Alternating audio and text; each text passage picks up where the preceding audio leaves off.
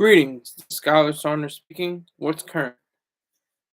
Gotta talk about Sunday service. I was in church this morning. Yes, the atheist was in church this Sunday morning once again with my father and the rest of the congregants. Um, a Christian church, of course. Doesn't have to be, of course, I guess, but it just happens to be. It just boggles the mind how I was introduced to this idealism uh, for 16 years. I was a committed Christian. And now, as an atheist, I look back and I'm like, why did I believe any of that? Like, why in the world did I have any connection to what that represents? I'll go into further detail. They had a guest speaker at the church that I attend. Um, he's a man of color. He was hopping around the stage using props to get his message across. Like, yeah, hallelujah, thank you, Jesus. That's right, right on. I'm like, okay, they're taking it back to the 70s now.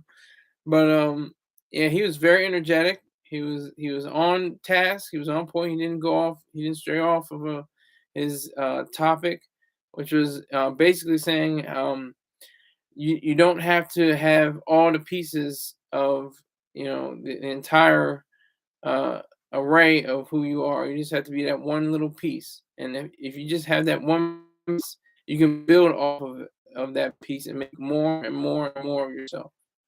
So that was the message mainly that I got from it. Anyway, he used an example of how his lawn was mainly weeds, and there was a few little tiny patches of grass. And he was saying how the contractor, to improve his landscaping uh, issues, he actually took it upon himself, to say, all I need is that one little patch of grass over there, and I can make this entire place grassy without any weeds. So that was the metaphor that he was going for with Jesus. With Jesus, all you need is just a little patch. You don't need the whole fullness of what you want to have. You just need that one little slice of yourself, and to sacrifice and give to the things that don't exist, essentially. And I was just thinking about that as well. It says it's the return of Jesus. It says it's the second coming of Jesus, or the second appearance. Is it appearance or coming or pause? Coming. Pause on that. What is it? What is the hubbub with Jesus? What is his whole modus operandi? So he appeared as a baby. He appeared because the Holy Spirit got into, I guess this is the best terminology, Mary's womb, and they produced a child without any coitus or any fornication, and so he wasn't born into sin, according to the legend, according to the mythology, and he found himself to be something that would say that he is a better idealist for anyone else to be, and he had to go through excruciating and horrific and terrible pain and suffering on a cross, or some people say it on a post. And so he he said that there's a definite sense of being controlled by the idea of what Jesus is. So he resurrected, allegedly, according to the legend, and he went off into the fantasy land called heaven, and then he comes back. They're reading it in the scriptures. He comes back and shows his wounds to people like Thomas, who's doubting Thomas, and he shows his wounds. So I have a few questions there. You go to heaven with your wounds. How does that work? You go. So only Jesus goes to heaven and then shows his comes back and then shows his stigmata, as it's called. It's very, very weird. And then, okay, so he goes back to heaven, and that's where he is now. He's seated at the right hand of the Father, and people are definitely waiting the second coming, quote unquote, Jesus, when it's really his third appearance. It will be his third appearance. He was born, he died, resurrected, went to heaven, came back, went back to heaven, and that will be his third appearance upon the earth. If that, as long as the legend goes, as far as the mythology goes. So I just have questions. You have to question. Nobody says, "Oh no, you can't." Nobody says, I question that. No, no. They say, "Don't question that. Don't look up. Don't think. Don't realize. Don't use your brain." That's I got from a family member of mine. She said, "You use your brain." I'm like, this is so ironic. I don't know. I'm not expanding people. I love them, just destroy them. Just say this. Just hit them with logic and facts and reason and truth. But it's like I'm gonna bite my tongue and do it right here, where I can get paid and have a good time, enjoy myself with this broadcast. That's what I'm talking about. I don't have to have the cunning last word. I don't have to have the one-upmanship and all that. I'll just take my lumps. That's fine. Great. Well, I'm gonna definitely put it on my live, and I'm doing that right now. That's the best route to go. That's the proactive way to be. We'll talk about proactives in about 5 years, but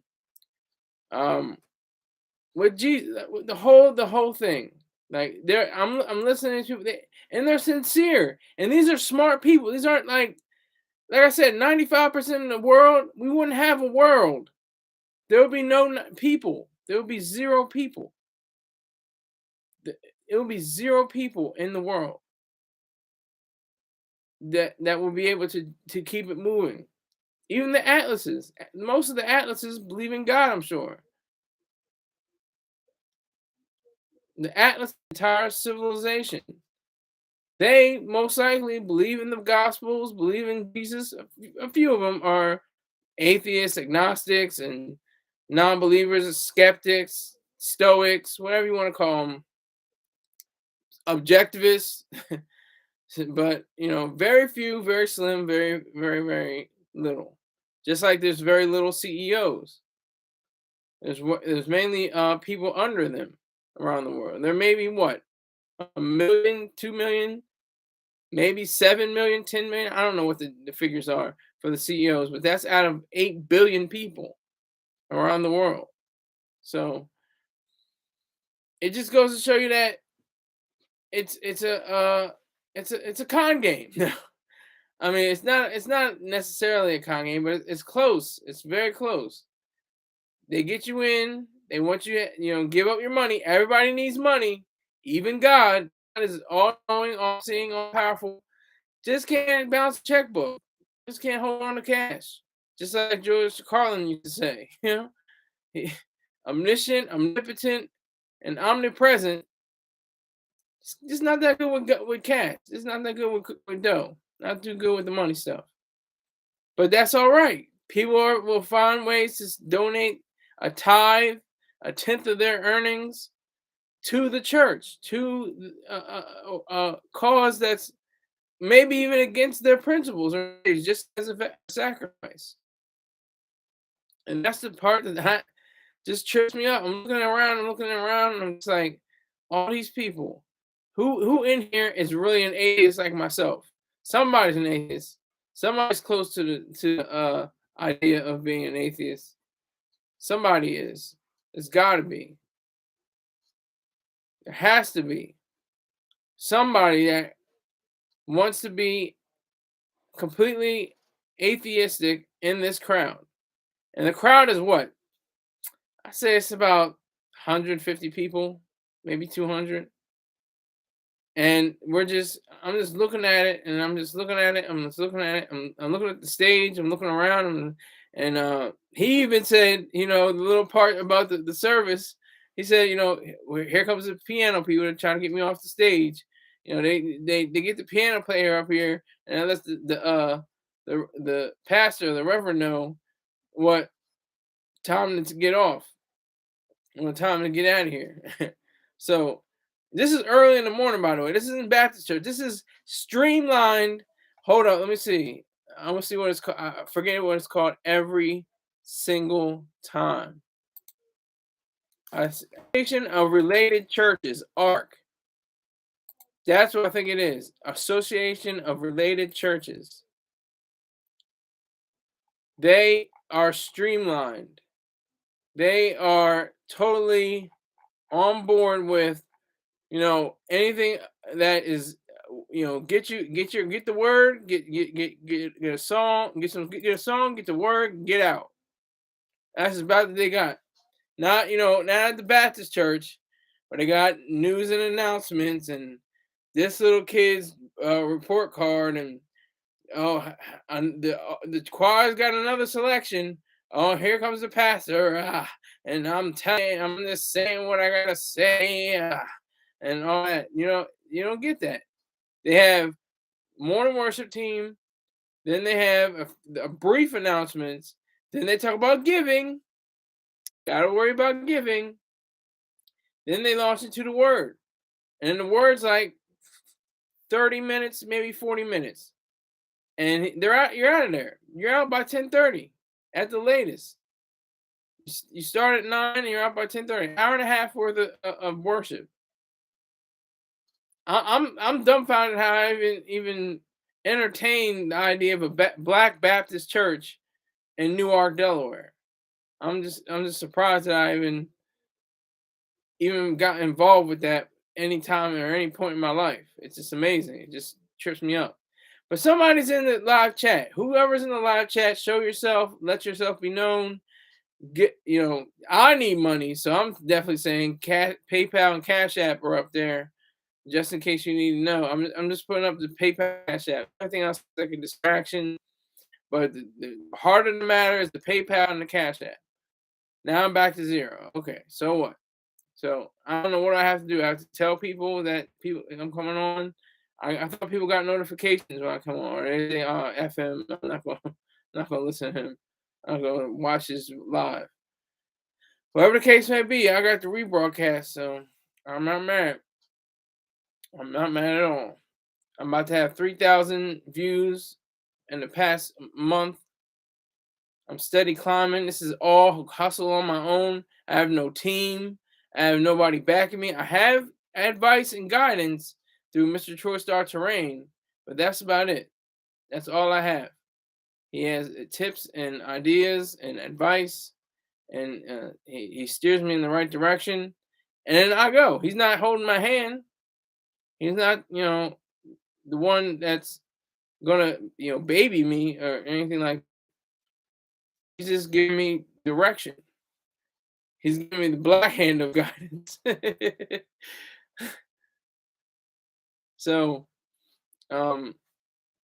yeah. So I'm just thinking about that, and the whole time, and my dad comes up and he says, I just can't wait till Jesus comes back. Well, when is he coming back, and how is he coming back? He's coming back on a cloud. What? Okay. It's like we have to. It's weird. It's goofy. It's weird. It's funny. It's goofy. Weird. Like, oh yeah, I believe that. Evolution? What? No, that's crazy. Oh, what? Nuclear physics? Oh, that's hogwash. That's swill. Jesus coming back? Oh yeah. That's definitely gonna happen. I got that. I got money on that. I got $2 on Jesus Christian football team. My fantasy biblical team. He's gonna come back, in a Mercedes Benz with the top down and the and the windows up on BBSs. Yeah, no, I kid, but like I said before, these are intelligent human beings. These are smart people. These aren't dumb, I'm deaf, dumb, and blind. I don't know what the deal is. No, these are smart working people, thoughtful, considerate, and they just have the wrong idea. You need the right idea. They think that selfishness is a vice. They think that objectivity is something to laugh at. They think that the idea of knowing what you are and who you are is a fallacy. Only God knows. God did. God did. That's who most of Troy Star Terrain calls Curly, DJ Khaled. God did. What is God? Who is God? Is he 6'11"? Is she 6'7"? Does he wear high heels? Does he wear blush? Is he a cross-dressing God? Hey, honey. Uh-huh, honey. Yeah, so I mean, it's every single time. I don't care how many times, because everybody can relate to this. Who's about 4 years old, I think, especially in America. The Wizard of Oz. I don't know if it's played as much as it was, or if it's shown like traditionally to little kids anymore. But the Winky Guard, the oh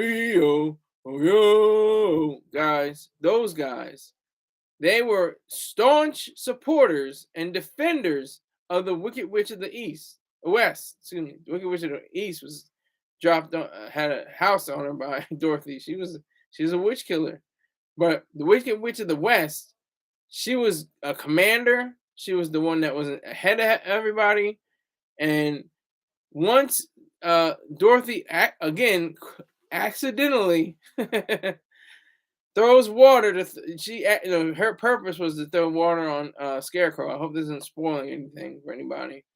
She was trying to throw the water on the Scarecrow because she set him on fire, the witch, and she accidentally threw it at the witch, and the water of reason got rid of mysticism, the witch. So she melted and she came nothing. She was a puddle. She was just nothingness. And then, the Winky Guard guy said, "You've killed her. You've killed the Wicked Witch of the West." And oh, hell, Dorothy. Oh, hell, Dorothy. See, that's the thing. We need to have some kind. It's not going to be that simple. It's not going to be that and almost cartoonish and childish. But you get my point. We need to have it so people are, because essentially that's what happened to me. I had to take the water of Ayn Rand and Troy Star Terrain and splash it on mysticism, and it took it away from my mind. And I was completely transformed and revolutionized. It totally changed my mind and my outlook on things. Completely. That was the key to this. And that's what happened. That should happen in this world. Most of the people are Winky Guards. The defenders of this work of this mysticism, collectivism, and altruism. So that's the next thing, Okay, you drop mysticism, and then you're a collectivist, but you're technically still mystic because you worship atoms and you worship groups and you worship other people when you're an altruistic. That's you're worshiping. Instead of self and reality and reason and truth, you find yourself mired down in the identity of somebody who is second-handed, so someone who cannot serve on their own terms, someone who doesn't know what they're going through. That's the key to this. That's the power. That's what is so important to realize, to get this part. This is the issue that I have with people that are atheists but are, sarcastic and sardonic and cynical against people that are believers. As a one-time believer, I know what it's like. You really believe this stuff, and it's backed up. It's like it's a sick, twisted, jumbled ball of craziness. Because you're like, your parents have told you, your grandparents have told you, your sisters, your brothers, you all practice it. Everybody together is into this one thing. That's what he has. That's the whole point of all of this. That's the idea that is so important. And if you had an idea of who it really was that, led you to this point, because you have to have all these people. You say, like, wow, did they lie to me? Am I being lied to? Is this a whole hoax? It's a hoax, but they're not lying to you. They're actually genuine. They're saying what they were taught and who taught them and who taught them, who taught them, who taught them. It goes way back. It stretches way back. That's the truth behind it all.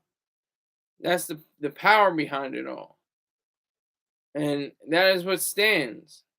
It's a sad, sick shame how we got to this point, how we got to the greatest society in the history of man, America. And to let you know, based on the Treaty of Tripoli, Chapter 11, signed by John Adams, he said that essentially that America was never a Christian nation, ever. Never a Christian nation. Never founded upon Christian ideals. That was the case in the 18th century. And that is what stands today. But people will obviously, oh no, Jesus said that, there was a promised land and, it was America and America's always been about Christianity. Nope, not a fact, not true. Not true at all. And that goes for all the other ones: Judaism, Islam, Buddhism, Hinduism, all the other isms, any organization or any idea, and you can go to the collectives, socialism, communism, despotism, all that, all tied into one idea: unreality. Irrationality is what is at the core of unreality. Because you say something is true, but it's not. It's actually something that's very particular, something that's very at at odds with an idea of truth and reality. So if I had to say there was a point where people could get to, like the Winky Guard, get to the all hail reason, all hail truth, all hail, rationality, independence, integrity, honesty, justice, productiveness, pride. If all those different virtues all came up to the fruition of the world and America, because that's what has to happen. America would have to be the standard bearer once again. We have to show the world that we can be, together, even though we have an original sin of slavery that should never be overlooked, should never be forgiven, or maybe I should say, well, in some cases, never be forgiven, but mostly definitely not be forgotten. But we have to have the beacon of light shining from America. We have to have that. We have to have the forerunner be America, because the word to the world is the Winky Guard. If America said, you know what, legalize all drugs, everything, marijuana, cocaine, heroin, methamphetamine, make opioids more accessible.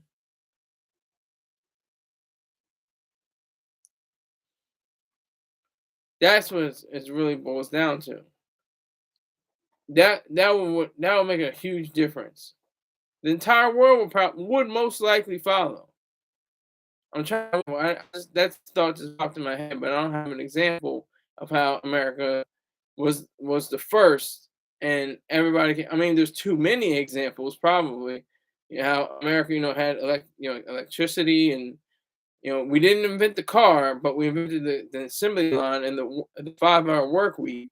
That could be those could be examples of how uh, that notion got started across the country and the world.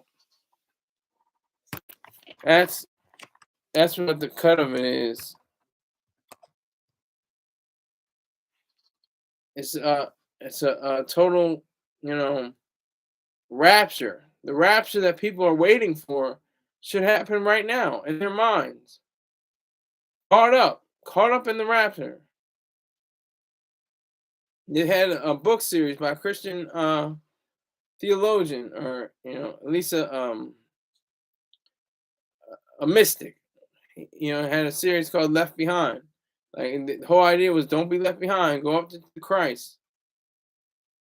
And they said, like, come to Jesus. But it's just amazing. I'm going to church. I'm learning more. I'm learning more about the books of the Bible, the characters, the actions, the activities.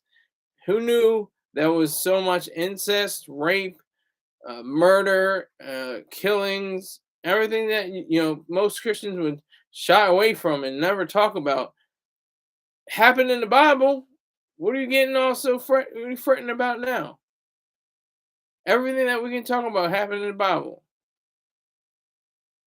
I'm waiting for the cannibalism, the bestiality,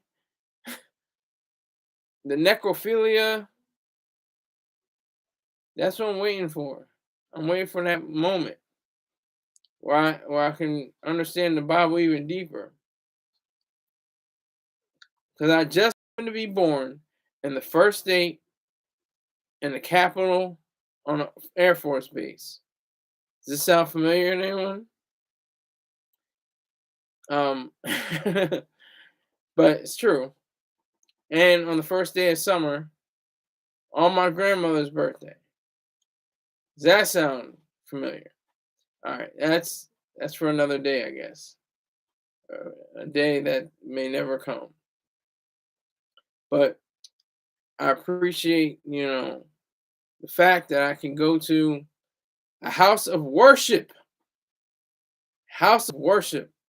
and understand the ideas that go on in this place of might, and standing on stilts and prepared to collapse. It's like a house on quicksand, as Dr. Yaron Brooks said. That's the United States of America. He said America is a house built on quicksand. We didn't have a full idea of a foundation, but we built a beautiful house nonetheless, with the blueprint being the Declaration of Independence, and another draft was the Constitution. So I think it's important, and I think it's something that is vital to realize just how important, just how the interaction of these people, because they're, like I said, very good people, very smart people. Try to live the best life. That's the thing. It's sad because they seriously, they're falling to their knees. They're praying for something. They're hot. They're trying to get in touch with something larger than themselves, quote unquote. That's given them, how that particular overused phrase is used, it can mean something totally different. So that's the key to all of this. And I'm going to end on that note. Now, we have to talk about Jrue. Who's Jrue? Jrue Holiday. Jrue Holiday is getting traded to the Boston Celtics.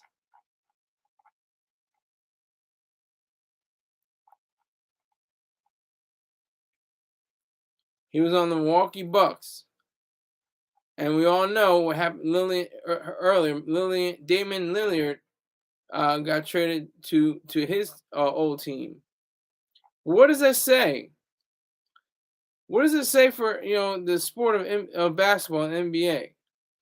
And what does it say for people that have to say talk about his stats?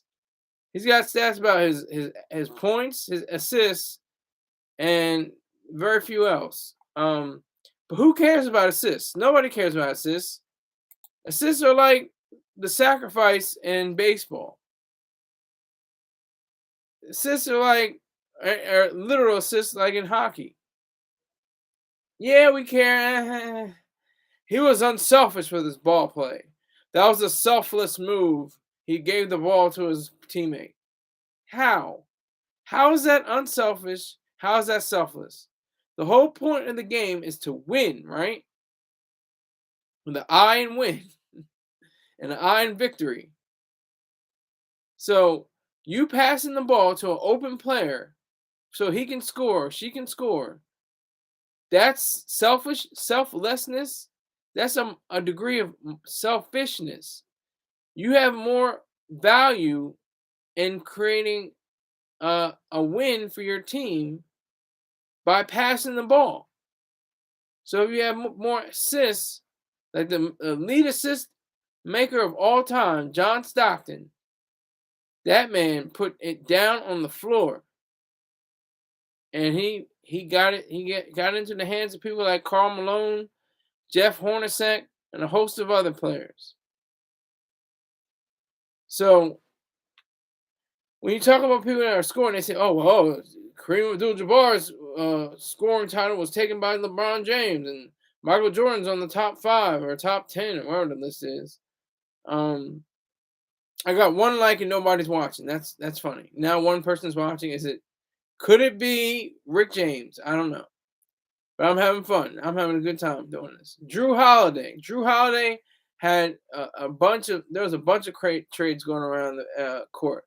Like Damian Lillard, he was taken in by his team, the Bucks, and Holiday's former team.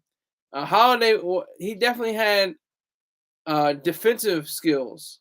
He had rebounds, blocks, steals. He was definitely good for that. And what the Celtics are looking for is another banner over that TD Garden. That's what they're trying to do. They're trying to compete with LA. Because I think LA has the most championships now, and Celtics is in number 2. I'm just flying off of that. Hold on, let me make sure I know what I'm talking about.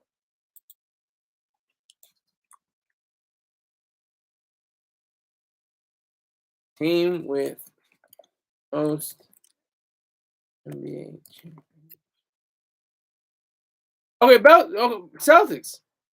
They want to add more. Excuse me. Let me pause on that. I had had to make my mistake clear. I made a huge mistake. Let me clear it up. The Boston Celtics have 17 championships. The Lakers have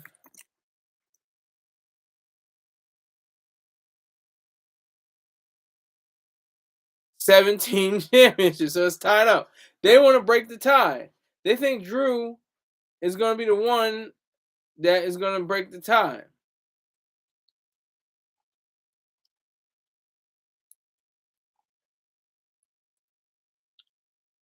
So it's going to be something that's going to be special for the season coming up.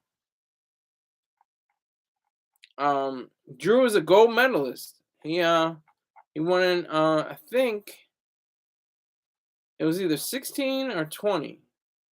They have that. They didn't have the Olympics in 20, or is it 22? Let me make sure. When did Jrue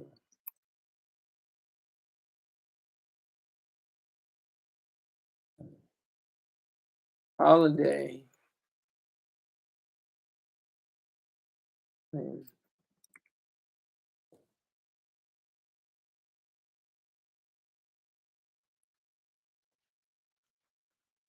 He won a gold medal with the 2020 U.S. Olympic team. Okay, so it was the 2020 Olympic team. All right. Had to make. I couldn't remember. That was such a dark period. That was a very dark period in the world's history. It looks like Mr. Keith is in the building, saying a lot of things, and a lot of things. Expect today's goal. $80. Ah, Shiten. Spelled it wrong. Respect. He's a freeloader. He's a free rider, ladies and gentlemen. Keith. It must be like 1 o'clock in the morning where he is. I don't even know how many hours. What time it is over there? Tell me what time it is, Keith. But Jrue is, he's not nothing to play with. He's something serious.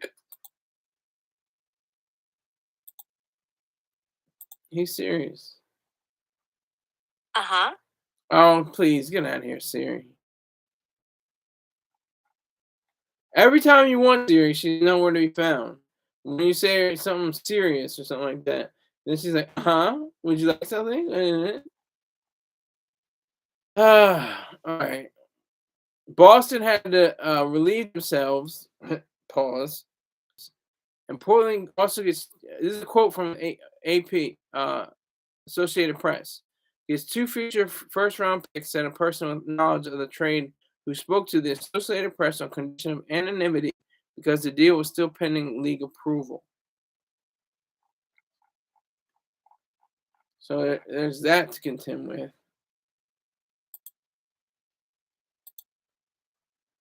Okay, it's 4:04 in the morning. Okay, Keith, this is my house rule. If you want to know answers to questions, you have to give up at least $10. It's going to cost you $10. $10 a question. I think that's a fair deal for the work I'm putting in, the effort I'm showing right now. I thank you for being up at 4:04 in the morning. I don't know if you got to go to work or you just came back from work or whatever the deal is, but I thank you and I appreciate you. And make sure you tell other people. Tell 2 people and let the third person wonder what's happening. That's all you got to do. If you don't got the money, 2 other people might have money. Say you don't have money. Well, bring in somebody that does. Unemployed. Okay. But you have some kind of mobile device or something like that, and you're able to pay for that. It's amazing how that happens. But okay, so I have 2 people in the live chat right now. Keith and somebody else, hopefully with money. Not a broke bum busted crumb. Not to say that you are, Keith. I'm just saying. I just need somebody else to push in the dollar amounts, make this worthwhile. I mean, besides me, I'm having fun. I'm talking about Jesus and Jrue, Jesus and Jrue Holiday. It's fun. It's good times. 3 people with 3 likes. Oh my God, it's going crazy. Using my wife's old Samsung tablet. This is the saddest, most struggle-worthy chat room I've ever seen in my life. Oh, they have some sad stories. Using my wife's old Samsung tablet. He even capitalized Samsung or put the S next to the M in Samsung to make it one word or name. All right, back to Jrue and back to the assists. Nobody who cares about assists. Nobody cares. Nobody cares that John Stockton is the number 1 guy. How many assists Bill Russell had? How many assists that Bill Cousy had? How many assists did Larry Bird have? How many assists did Tim Hardaway have? Nobody cares. They all get. Oh, what was his scoring? He had a scoring title. Oh, he had the scoring title. He had so many points. So you're selfish then? Or does that make him selfish? All the people that are on that scoring list are they selfish for scoring now? And then oh yeah, the assists. That's true. And Jason Kidd. That's a very good example. Thank you, Jason Kidd. Jason Kidd was one of the best assist makers on the court. Very good example. Come from who else? Greg S. Greg S. Okay, so I got my broke people. I got my broke people in the room right now.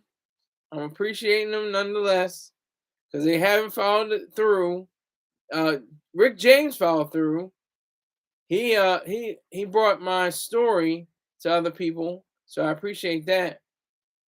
John Paxton, he was on the Bulls. That's true. Steve Kerr was made three. That's what Steve Kerr is very much like the forebear of 3-pointers, because that was my thing. Before I even knew what a Steph Curry was, before I even knew who he was and what he was about, I was shooting threes all day. That was my thing. I love threes. Like when I'm like 12, 13 years old in the little PAL league, police, what was it? Police something league, the police league. I was shooting threes back then. And you got to see a meme on the internet. They got a great meme on the internet. They got this saying where both teams were going back and forth shooting threes. At least they were making them. People were mad though. People were like, man, people from a different era, were mad at this because they should be going in the paint. And they're like, I blame Steph Curry. Well, you can blame Steph Curry all you want. There's Tim Hardaway. There's Jerry Rice. There's oh God, what was his name? Detlef Shrimp, and Jeff Hornacek. All these guys, and there's many more that shot threes, were raining out. That's why they had the 3-point contest. Did I say Jerry Rice? I meant Glenn Rice. Pardon me. Thank you for the Steve Nash is another example. The big guy, Nowitzki, he had a few threes on his record, I would say. John Stockton, yeah. I said John Stockton and assists. But I meant to say Glenn Rice, not Jerry Rice. That's in football. That's a totally different game. Okay. But thank you for the correction. No, but there's a whole list of other people had different threes. Larry Bird was one of the best 3-point shooters. In my book, he's the greatest to ever done it. My favorite player, which is different than the greatest, and my favorite player is Michael Jordan. But we say all the time, like, what if Michael Jordan didn't score like that? But the team won. What if he didn't have the scoring titles and all of that? What if he had assist titles? Will we be still saying that he was the greatest ever? Will we still be chanting that same refrain? MJ is the GOAT. MJ is the GOAT. He's the greatest of all time. Will we be doing that? I highly doubt it. I don't think that would be the truth. I don't think that would happen. Yeah, Larry Bird. You laugh now, but I'm serious. Larry Bird had 3 championships. He would have got 9 more if he didn't have a bad back. He was the greatest player of all time. Best player. He had to deal with the Pistons, the Lakers, even the Bulls at one point that were incredible. He had to play with other teams, but they were the top tier teams of that era. So I would say that he is the greatest. I still am laughing at the fact I said Jerry Rice. Is that a Freudian slip? I don't even know what that's called now. Glenn Rice, but he was one of my childhood heroes and one of my other favorite players. I even say my other players. Top 5 players. Here goes. Number 5, John Stockton. Number 4. Number 4 is probably going to be. I had this all prepared. I can't remember now. So number 5 is John Stockton. Number 4 is Gary Payton. Number 3 is Kobe Bryant. Number 2 is Allen Iverson. Number 1 is Michael Jordan. That's my favorite player. I've not gathered all the greats yet, but among them are, of course, Kareem Abdul-Jabbar, uh, Robert, what's his name? Oscar Robertson, Jerry West, all these different people. No. Jordan isn't the GOAT. He's not the greatest. He was. It took him longer to understand the dynamics of basketball. He didn't quite understand how to do it. He was flashy and jiggy. He was dunking on people and driving up the lane and doing all this fly fancy stuff. That was cool.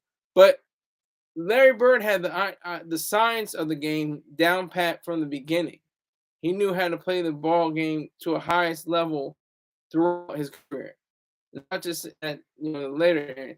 Jordan became great. I'm not going to say that. Jordan is definitely great. He is not the greatest, but he is definitely great. I will say that much. He is one of the greatest. Yeah, I got that from Mr. Choice Star Terrain, flashy and jiggy. It's a fish scale slip. No, I'm not on the fish scale. No. Not on the stuff. But Gary Payton isn't there. The reason why I like Gary Payton because of his defensive skills. He was called the Glove. He had one of the best defensive minds ever to step on NBA hardwood. He knew exactly where the player would be and then steal the ball and then pass it over and Sean Kemp would dunk it or something like that. He was the best at that. I'm going to look at his stats for you. Hold on.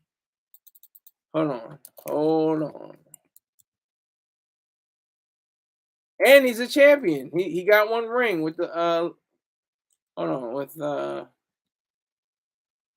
the Heat. He got a ring with the Heat.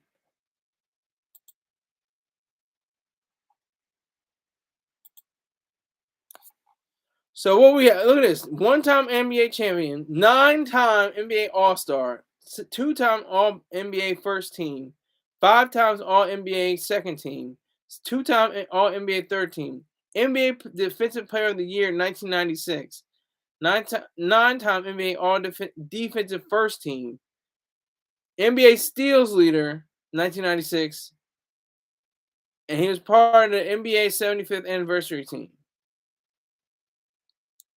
He had so much. Look at this. It's amazing. He had 8,966 assists. He's definitely one of the GOATs. One of my favorites, anyway. Wait, that's what it was. That's what I meant. That's a good point. Gary Payton, John Stockton, Kobe Bryant, Allen Iverson, and Jordan. That's what I think about, Keith. I think that's what I said. I think I said that. I could have mixed it up, but I think I had Stockton, Payton, Kobe, Iverson, Jordan. That's it. If you can write that down, that's what my list is. That's it. Stockton, Payton, Kobe, Bryant, Iverson, Jordan. Those are my top 5. And I think with this Jrue Holiday trade, that the Boston Celtics might have an interesting season. If he's not hurt or if anything has happened to him, there is no God, but God forbid, something awful happens to him. I mean, they're trying to lift up that banner over the Garden, the TD Garden, but everybody else knows what the Garden is. Or people that are in the know. If you know, you know. So what? The Glove and the Rain Man trash. Oh man! Wow, you're going some other level stuff right now. The Glove and the Rain Man are trash. Peyton and Kemp, that's one of the best duos ever. They were throwing down. He was doing tomahawk dunks. Kemp, fly and flashy. but he might have been the show horse, but Peyton was the workhorse. He did all the D. Pause. He had all the defense. White chocolate. Who I don't even know who white chocolate is. Who are you talking about? What do you mean? I got all broke people up in here. What is going on? Where are my dollar people? I got the PayPal and the Cash App. The Cash App popping right there. Let me know. Come on. Where's the dollars? Y'all supposed to be letting other people know and say I'm broke. But hey, you gotta listen to this goofball. He's corny and whack and stupid from Delaware. But you gotta listen to him. He won't waste your time. He may be all that, but he won't waste your time. Jason Williams. Okay, Jason Williams was one of the failed players. Jason Williams was probably one of the worst players. I think he got lucky. I think he has one ring. Let me make sure. I think he has one ring. But he didn't get the ring really. And I thought you were talking about the black Jason Williams.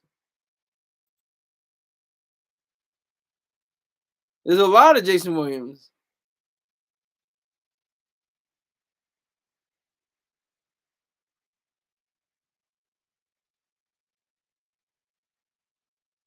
There's Jay Williams, played for the Chicago Bulls. There's Jason Williams. He had an issue with the aggravated assault. He shot to death. He served 27 months in jail for that, for his shooting his. That was crazy. That was wild. That's one Jason Williams. And hold on.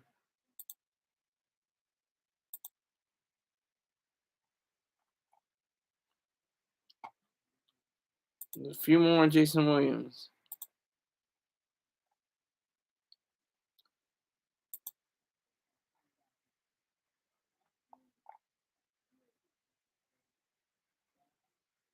I don't even see it.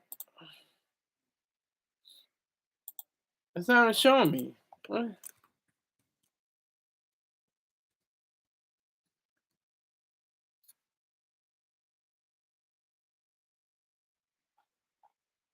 His stats aren't even showing. I'm trying to look for him right now.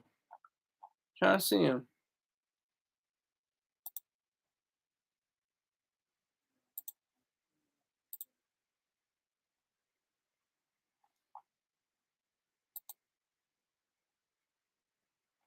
Call him White. Okay, so his stats were I told you he was an NBA champion for the Miami Heat, just like Peyton.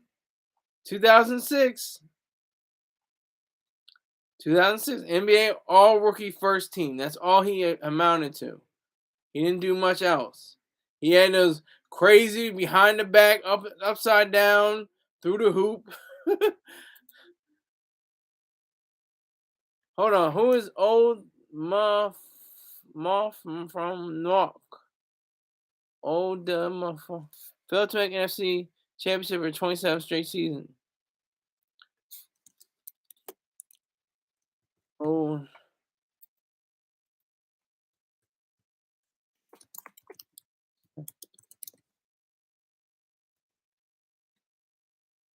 Check the goal, sir.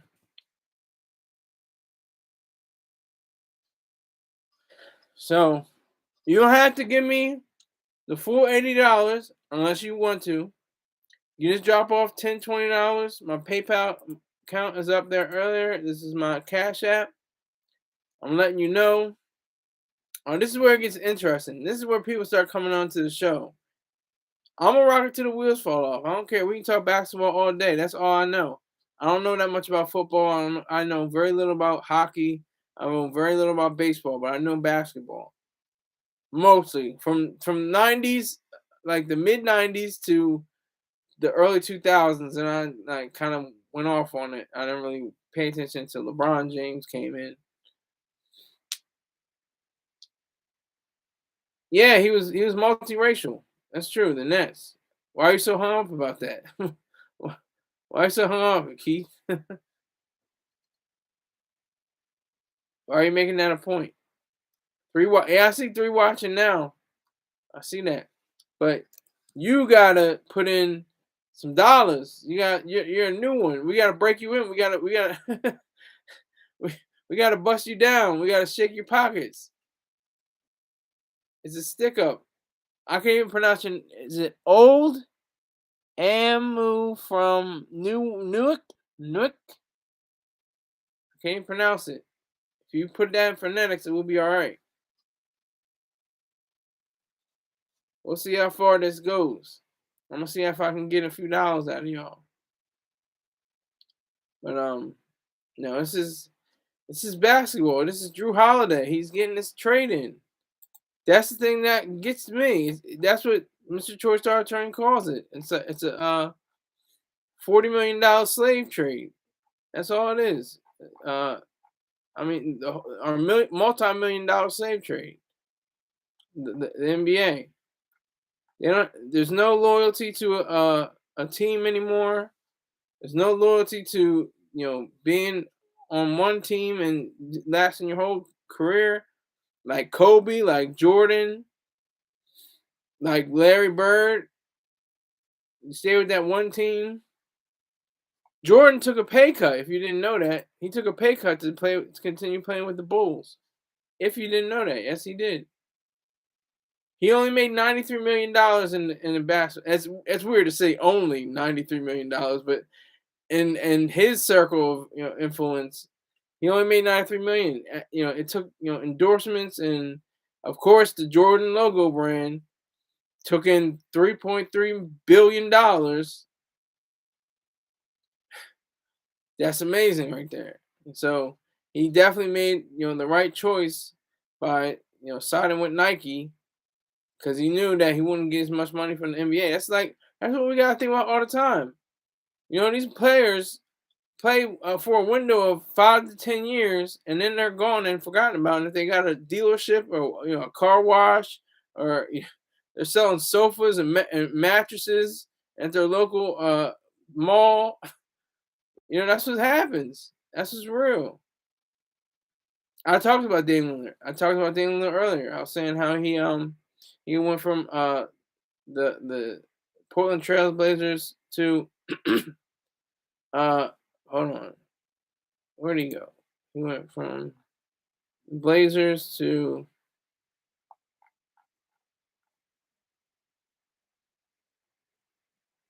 Bucks. So he's going to the Bucks. That's the reason why he's getting out of here. That's right. Lillard is going to the Bucks as well.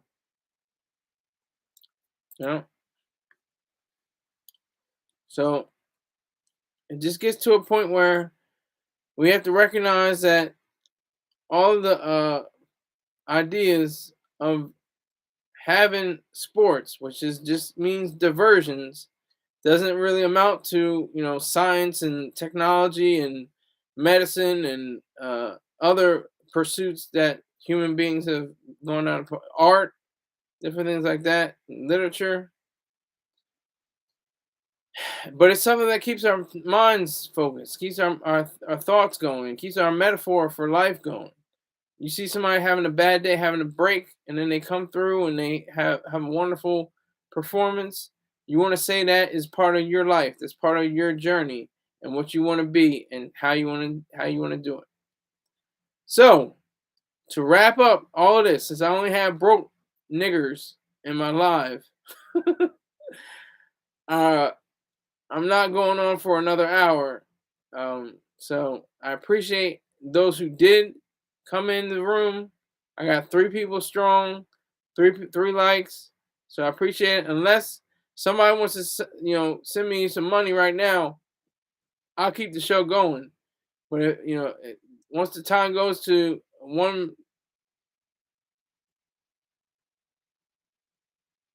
Keith, again, you're asking a question.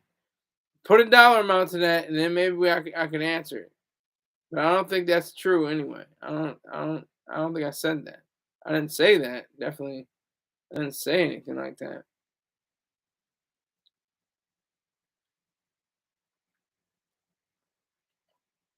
So, all right. So, thanks for rolling with me. I appreciate your patronage, even though you're all broke. And I appreciate your time. Thank you very much. Take care.